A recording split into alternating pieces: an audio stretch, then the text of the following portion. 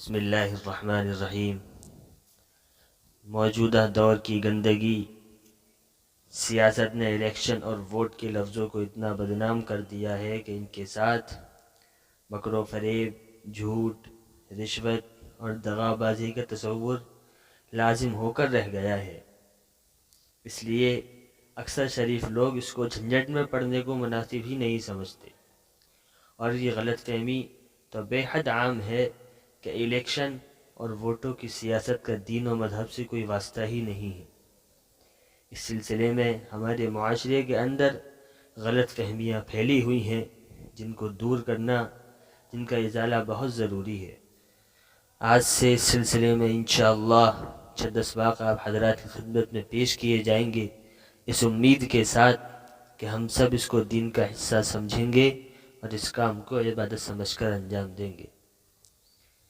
اپنے ووٹ کو استعمال کرنا ضروری ہے۔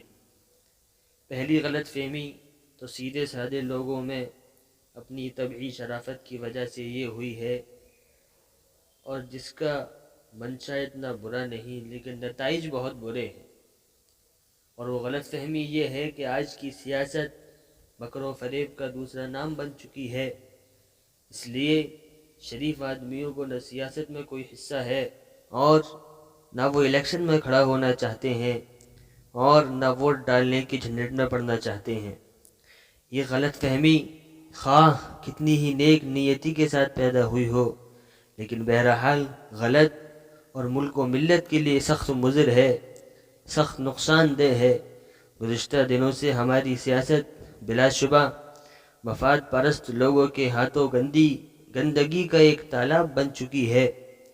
لیکن جب تک کچھ صاف ستھرے لوگ اسے پاک کرنے کے لیے آگے نہیں بڑھیں گے،